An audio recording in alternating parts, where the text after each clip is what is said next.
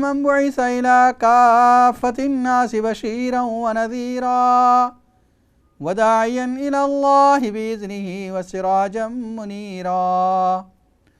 أما بعد فأعوذ بالله من الشيطان الرجيم. بسم الله الرحمن الرحيم. وَلَقَدْ فَتَنَّا قَبْلَهُمْ قَوْمَ فِرْعَوْنَ وَجَاءَهُمْ رَسُولٌ كَرِيمٌ أَنْ أَدُّوا إِلَيَّ عِبَادَ اللَّهِ إِنِّي لَكُمْ رَسُولٌ أَمِينٌ وَأَنْ لَا تَعْلُوا عَلَى اللَّهِ إِنِّي آتِيكُمْ بِسُلْطَانٍ مُبِينٍ وَإِنِّي عُذْتُ بِرَبِّي وَرَبِّكُمْ أَن تَرْجُمُونِ وَإِن لَّمْ تُؤْمِنُوا لِي فَاعْتَزِلُونِ. صدق اللہ العظیم. ناظرین کرام، اس وقت آپ دیکھ رہے ہیں اقرا ٹی وی پر لائیو Q&A کا پروگرام. مفتی محمد اشفاق آپ کی خدمت میں حاضر ہیں. یہ پروگرام منڈے ٹو فرائیڈے اسی وقت نشر ہوتا ہے اسکائی کے 742 پر، اور انٹرنیٹ کے ذریعے اقرا.tv کی ویب سائٹ پر آپ دنیا بھر میں اس کو دیکھ سکتے ہیں. پروگرام کی ترتیب سے آپ بحسن و خوبی واقف ہیں کہ شروع میں کسی موضوع پر گفتگو ہوتی ہے اور پھر آپ کے لیے لائیو کالوں کا سلسلہ جاری کیا جاتا ہے. جو گفتگو چل رہی ہے سورہ دخان کے بارے میں، اور یہ سلسلہ ہے حوامیم کا. وہ تمام صورتیں جو حامیم سے شروع ہوتی ہیں وہ تفصیل کے ساتھ ان پر گفتگو کی جا رہی ہے. سورہ دخان بھی انہی صورتوں میں سے ہے جو حامیم سے شروع ہوتی ہیں. 16 آیتیں گزشتہ کل ہو چکی، آج 17ویں آیت پڑھی گئی ہے. وَلَقَدْ فَتَنَّا قَبْلَهُمْ قَوْمَ فِرْعَوْنَ. اس سے پہلے کی جو آیات گزری اس میں اہل مکہ کا تذکرہ تھا، مکہ والوں کا ذکر تھا. اب اس کے بعد اللہ تعالیٰ فرماتے ہیں ہم نے ان سے پہلے قوم فرعون کو آزمایا ہے. وَجَاءَهُمْ رَسُولٌ کریم، اور ان کے پاس ایک معزز رسول آیا. رسول کے آنے میں آزمائش کیا ہوتی ہے؟ کون اس پر ایمان لاتا ہے اور کون نہیں لاتا، یہ آزمائش ہوتی ہے. کون رسول کی بات مانتا ہے، کون نہیں مانتا. کون اپنے آباء و اجداد کے طریقے کو چھوڑ کر دین حق پر آتا ہے اور کون نہیں آتا، یہ آزمائش. قوم فرعون، حضرت موسیٰ علیہ السلام کی قوم کو قوم فرعون بھی کہا جاتا ہے.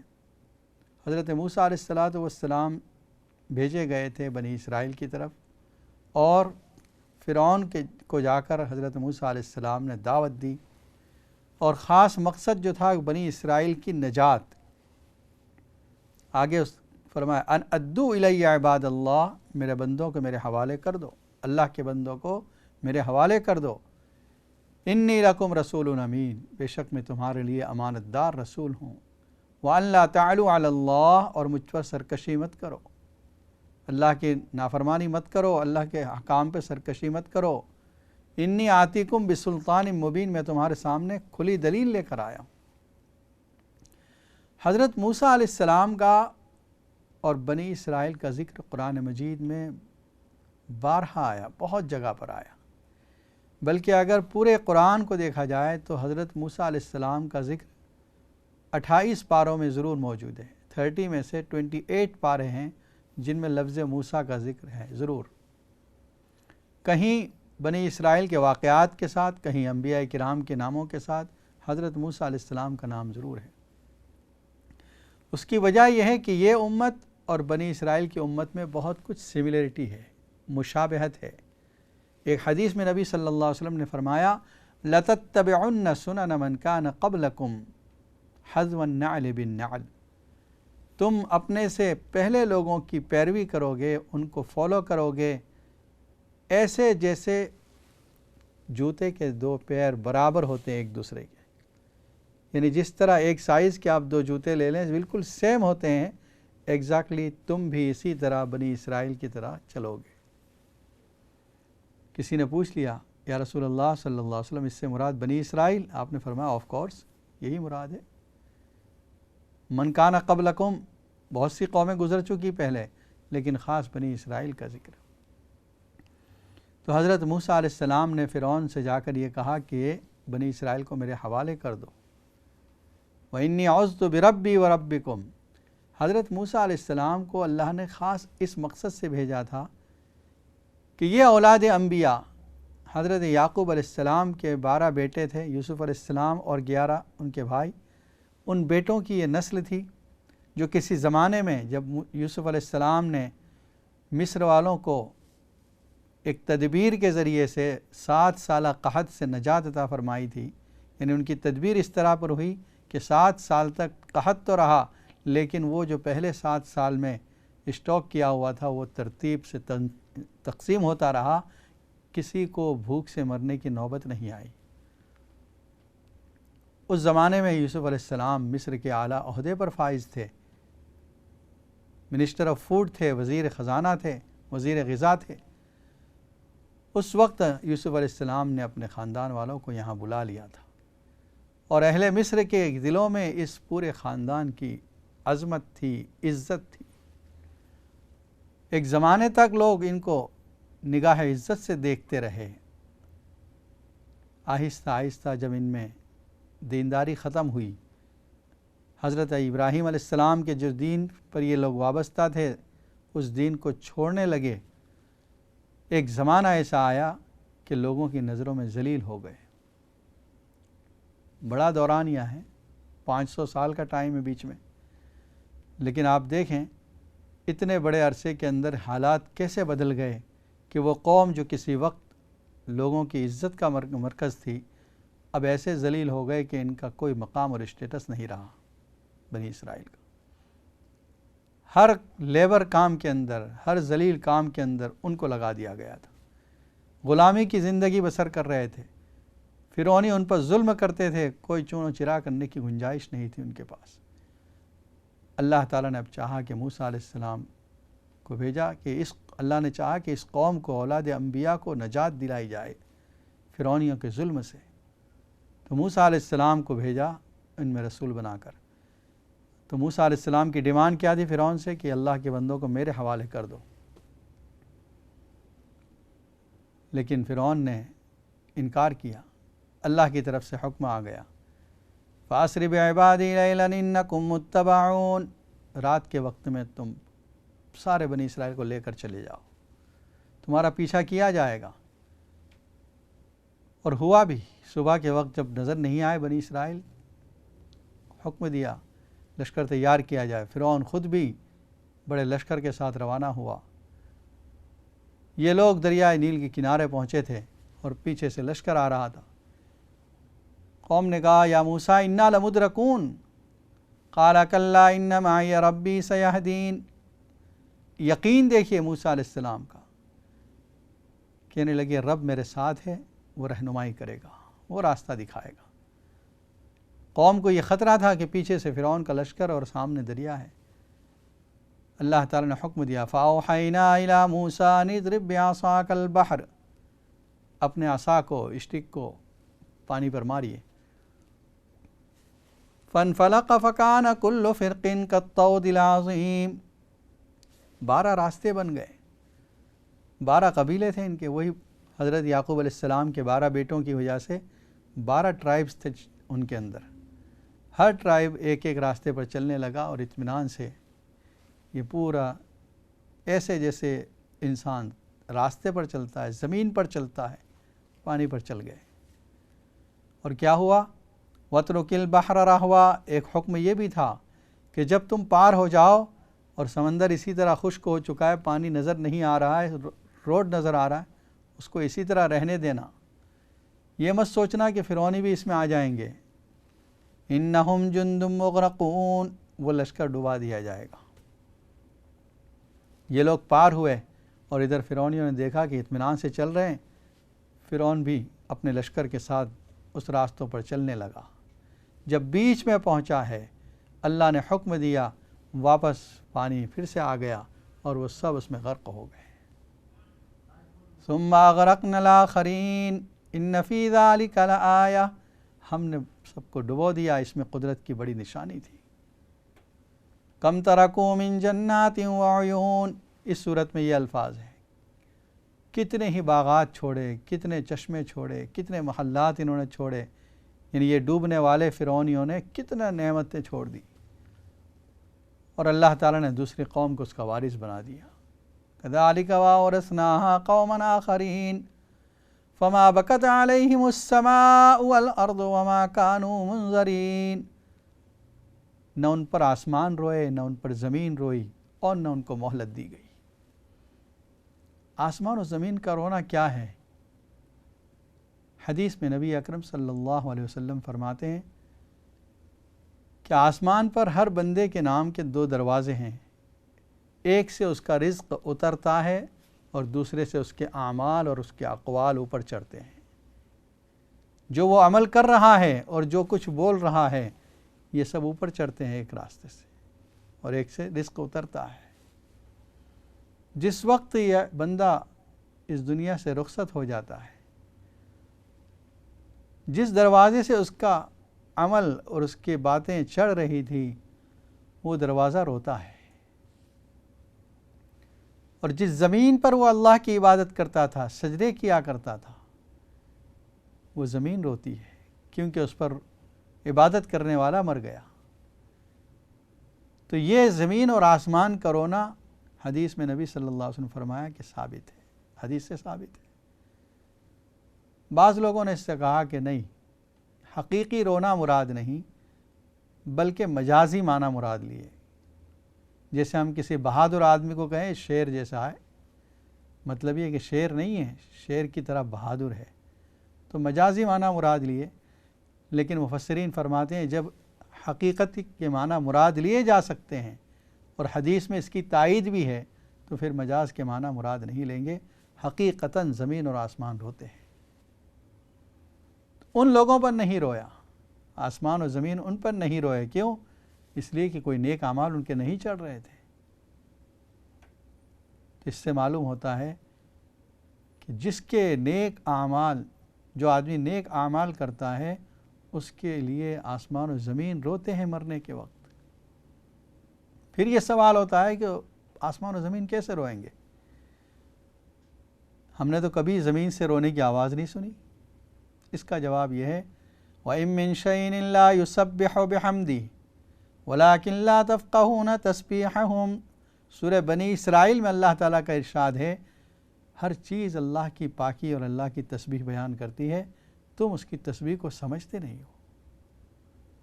ٹھیک اسی طرح ہر ایک کا رونا بھی ہے لیکن ہم ان کے رونے کو سمجھتے نہیں ہیں۔ چاہے زمین روئے چاہے آسمان روئے، ان کا رونا اپنے اعتبار سے رونا ہوگا۔ جیسے یہ پرندے جن کی چہچہاٹ کی آوازیں آتی ہیں یہ بھی اللہ کی تسبیح بیان کر رہے ہیں، ہم کو سمجھ میں نہیں آتا کہ کیا کہہ رہے ہیں۔ یہ جانور یہ بھی اللہ کی تسبیح بیان کر رہے ہیں، حتیٰ کہ نباتات، جمادات، پہاڑ، ندی، ہوائیں، یہ سب اللہ کی تسبیح اور پاکی بیان کر رہی ہیں۔ ناظرین کرام، اس وقت آپ دیکھ رہے ہیں اقرا ٹی وی پر لائیو Q&A کا پروگرام۔ آپ کے لیے لائنیں کھول دی گئی، اگر آپ کوئی سوال کرنا چاہتے ہیں یا آپ کسی پریشانی کا حل چاہتے ہیں تو اسٹوڈیو کے نمبر پر فون کر کے معلوم کر سکتے ہیں۔ انشاءاللہ قرآن و سنت کی روشنی میں آپ کے سوالات کے جوابات دیے جائیں گے۔ ایک کالر لائن پر موجود ہے۔ السلام علیکم ورحمۃ اللہ وبرکاتہ۔ وعلیکم السلام ورحمۃ اللہ وبرکاتہ۔ مفتی صاحب، بڑا عام سوال ہے ایک۔ جی فرمائیے۔ ایک آدمی ہے، اس کا بھائی فوت ہو جاتا ہے جی، اور اس کے 3 بچے ہیں، 3، 4 اور 5 سال کا۔ اچھا، بیوہ اس کی شادی کر لیتی ہے، وہ بچے بے یار و مددگار ہو جاتے ہیں۔ جو ان کا تایا ہے نا، اس نے سمجھا کہ ٹھیک ہے، مجھے اللہ کا حکم ہے کہ یتیموں کی کفالت کرو۔ اس کے وسائل بھی اللہ میاں نے خوب دیے ہوئے تھے، تو اس کے ذہن میں نیت صرف اتنی تھی کہ اللہ کا راضی ہو جائے گا، دوسرا بڑھاپے میں مجھے ضرورت ہوئی تو شاید میری خدمت کرے۔ انہوں نے پڑھایا، اعلیٰ تعلیم دوائی، اچھی طرح مطلب نوکر چاکر خوب تھی، تو پھر وہ برسر رخسار ہو گئے اعلیٰ قسم، اور ان کی شادیاں بھی کرا دی، سب کچھ ہو جاتی ہے۔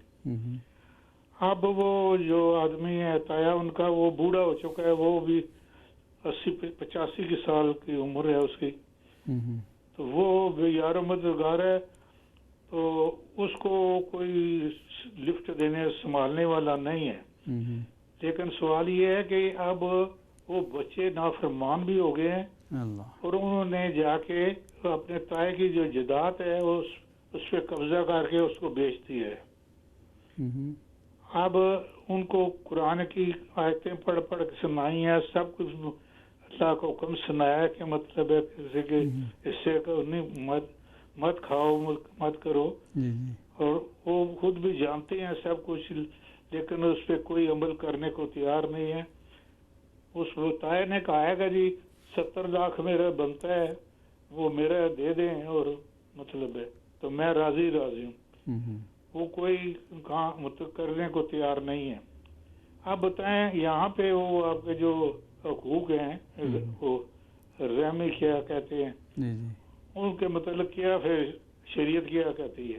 نہیں تو یہ جو اس کے بھائی کا جو انتقال ہوا تھا، یعنی ان بچوں کے باپ کا، تو اس وقت ان کی جائیداد مشترک تھی، تقسیم کیا تھا؟ ہاں، کچھ جائیداد انہیں چھوڑی تھی، وہ جائیداد اس نے طاہر نے مطلب ہے اس کی حفاظت کی ہے۔ اچھا، اور ان کو وہ جائیداد دے دی ہے۔ اچھا، وہ دے دی ہے۔ اب وہ جائیداد تو انہوں نے اب اس لیے صرف یہ کہ وہ بوڑھا آدمی ہے، یہ ہمارا کیا کر سکتا ہے، ہم جو مرضی کر لیں، تو وہ انہوں نے بیچ بوجھ کے، اور پھر وہ دینے کو تیار نہیں ہے، کوئی حصہ کوئی دینے کو تیار نہیں ہے۔ مطلب یہ کہ جو ان کے حق بنتا اس سے زیادہ انہوں نے قبضہ کر لیا، لے لیا۔ ہاں، وہ بھی بیچ دی، اور پھر یہ ہے کہ وہ کوئی رسپانس کرنے کو، جواب دینے کو تیار ہی نہیں ہے، اور بس ایسے تائے پہ الزام لگا رہے ہیں، یہ وہ دوسرا تیسرا، جس طرح دنیا کا تعلق ہوتا ہے، وہ صرف یہ کہ یہ بوڑھا آدمی یہ ہمارا کیا کر گا۔ اس کو بتایا کہ میں تو ٹھیک ہے، میں کروں گا بھی کچھ نہیں، اگر کرنا چاہوں بھی تو نہیں کروں گا، لیکن اللہ کی ذات پاک ہے، جی بالکل، میں نے آپ لوگوں کو پالا ہے، کیا ہے، سب کچھ کیا ہے، میں نہیں چاہتا کہ آپ کی آخرت خراب ہو جائے۔ جی جی صحیح، لیکن کوئی سننے کو تیار نہیں ہے۔ اللہ، ٹھیک ہے، انشاءاللہ اس پر کچھ گفتگو کرتے ہیں۔ بتائیں تو لوگ کہ وہ جو کہتے ہیں رحم، وہ جو رحم کے سلسلہ ہے، وہ بلڈ ریلیشن ہے، جی جی، تو اس پہ ذرا روشنی ڈالیں۔ السلام علیکم۔ نیکسٹ کال کی طرف چلتے ہیں۔ السلام علیکم ورحمۃ اللہ وبرکاتہ۔ وعلیکم السلام ورحمۃ اللہ وبرکاتہ۔ مفتی صاحب آپ کیسے ہیں؟ الحمدللہ، آپ ٹھیک ہیں؟ اللہ کا شکر ہے۔ مفتی صاحب آپ کا پروگرام تو بہت اچھا ہے، آپ بہت پیار سے ہم دیکھتے ہیں، ماشاءاللہ، آپ جس انداز سے بتاتے ہیں نا وہ بھی بہت اچھا لگتا ہے۔ جزاکم اللہ۔ دو میرے سوال ہیں جی، ایک تو یہ ہے کہ سفر وچ برمنگھم سے جانے تو ترکی تک نماز کیسی پڑھنی چاہیے؟ کتنے دن کے لیے جا رہے ہیں؟ جی، کتنے دن وہاں ٹھہریں گے؟ 5-6 دن۔ اچھا ٹھیک ہے، بتاتے ہیں۔ جی، تو دوسرا سوال یہ ہے کہ جب بچے کی پیدائش نے ٹائم پر بچہ کتنی دیر سے بعد اذان دینی چاہیے؟ اچھا، دوسرا ہے کہ جب کوئی اس وقت نانی یا دادی درمیان کول ہوئے تو کیا کرنا چاہیے؟ کوئی قرآن پاک نہیں تلاوت جیسا بچہ پیدا ہوا ہے اس کو کیا پڑھنا چاہیے، کیا اچھا بہتر رہے گا؟ ٹھیک ہے، بتاتے ہیں انشاءاللہ۔ جی ٹھیک، السلام علیکم۔ اور ایک کال لیتے ہیں۔ السلام علیکم ورحمۃ اللہ وبرکاتہ۔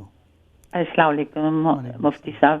جی، میں نے کل آپ سے سوال کیا تھا اپنے بیٹے اور بیٹی کی شادی کے بارے میں، ہاں ہاں، لیکن انفارچونیٹلی میں نا تھوڑی سی لیٹ ہو گئی تو مجھے سمجھ نہیں آئی کہ آپ نے کیا کہا کہ 21 بار میں پڑھوں۔ ٹھیک ہے، میں دیکھتا ہوں انشاءاللہ کل کے حساب بتا دیتے ہیں۔ السلام علیکم۔ مزید ایک کال کو شامل کرتے ہیں۔ السلام علیکم ورحمۃ اللہ وبرکاتہ۔ وعلیکم السلام ورحمۃ اللہ وبرکاتہ۔ جی مولانا، جی فرمائیے۔ میں بہت پریشان ہوں۔ میری پریشانی یہ ہے کہ میں اپنے بھائی کے پاس جانا چاہتی ہوں، میں ابھی بیوہ ہوئی ہوں اور میرا بھائی بہت بیمار ہے وہاں امریکہ میں، ویزا کتنے دن ہوئے آپ کے شوہر کے انتقال کو؟ سب لے لیے، پاسپورٹ سب لے لیا، اور اب کہتے ہیں کہ تم نہیں جا سکتی ہو. اس کے لیے مجھے کچھ پڑھنے کا بتائیں. کتنے دن ہوئے آپ کے شوہر کے انتقال کو؟ 5 ماہ ہوئے. اچھا، عدت ختم ہو گئی ہے مطلب. جی. تو پاسپورٹ کہاں جمع کرایا تھا آپ نے؟ یہ آن لائن پہ سب سارا کام کیا، انہوں نے ہاں کہا، اور پھر ابھی 2 دن ہوئے کہہ دیا، منع کر دیا کہ ہم ویزا نہیں دے سکتے، اور پیسے بھی سب لے لیے. اللہ. تو آپ مجھے کچھ پڑھنے کا بتائیں. میں ویسے قضائے حاجات، نفل نمازیں سب کچھ پڑھتی ہوں، پتہ نہیں میرے ساتھ کیا ہو رہا. ٹھیک ہے، انشاءاللہ بتاتے ہیں. السلام علیکم. صبر کیجیے، اللہ تعالیٰ آپ کی مدد کرے گا انشاءاللہ. دیکھیے، ہمارے بھائی نے جو سب سے پہلے سوال کیا، یہ ہمارے معاشرے کا ایک المیہ ہے کہ بچوں کے یہ جس وقت کے بچے ضرورت مند تھے، چچا نے، تایا نے ان کی مدد کی اور ان کی زمین، ان کی جائیداد کی حفاظت کی. اب جب وہ بڑے ہو چکے ہیں، برسر روزگار بھی ہو چکے ہیں، اور یہ چچا جان، تایا جان بوڑھے ہو چکے ہیں، تو اب ان کے ساتھ یہ معاملہ کر رہے ہیں کہ خود ان کی جائیداد بھی انہوں نے فروخت کر دی. دیکھیے، ان بچوں کو یہ بتانا ہے کہ چاہے دنیا کے اندر تم نے جو بھی کیا، ایک عدالت ابھی باقی ہے، اور وہ عدالت ہوگی جس میں نہ کسی کی سفارش چلے گی، نہ کوئی رشوت کام آئے گی، اور وہاں پر انصاف ہی انصاف ہوگا، اور اس دنیا میں کیے ہوئے ہر عمل کا بدلہ وہاں ملے گا. فَمَن يَعْمَلْ مِثْقَالَ ذَرَّةٍ خَيْرًا يَرَهُ وَمَن يَعْمَلْ مِثْقَالَ ذَرَّةٍ شَرًّا يَرَهُ. ایک ذرے کے برابر کیا ہوا نیک عمل وہ بھی وہاں ملے گا، اس کا بدلہ بھی دیا جائے گا، اور ایک ذرے کے برابر کیا ہوا برا عمل اس کی سزا بھی ملے گی. اور حدیث میں کیا سزا ہے اس کی؟ فرمایا، جو شخص کسی کی زمین غصب کر لے، ہڑپ کر لے، اللہ تعالیٰ قیامت کے دن اس زمین کی 7 زمین تک نیچے ہے، اس کو اٹھا کر اس کے گلے میں ڈال دیں گے. سَيُطَوَّقُونَ مَا بَخِلُوا بِهِ يَوْمَ الْقِيَامَةِ. توق جس طرح گلے میں ہار ڈالتے ہیں، زمین اس کو گلے میں ڈال دی جائے گی، اور محشر میں سب کے سامنے اس کی رسوائی ہوگی کہ یہ وہ ہے جس نے فلاں کی زمین غصب کی تھی، دبا دی تھی.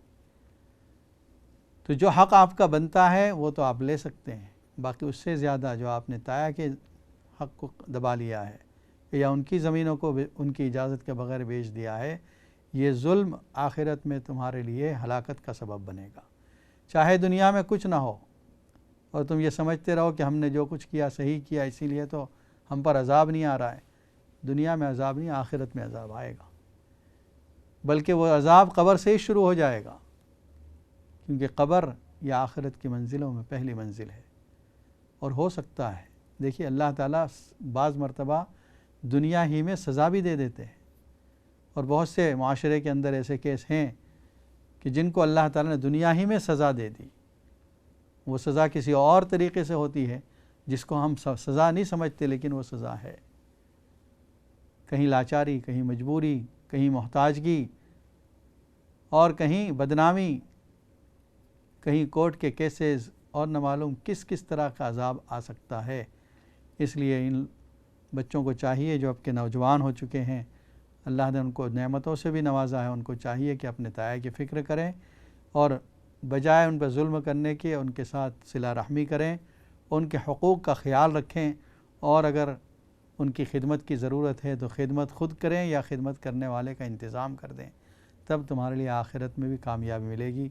حق تعالی ہم سب کو اس طرح کے ظلم و ستم سے بچائے، اور جو تایا جان ہیں اللہ تعالیٰ ان کی مدد فرمائے.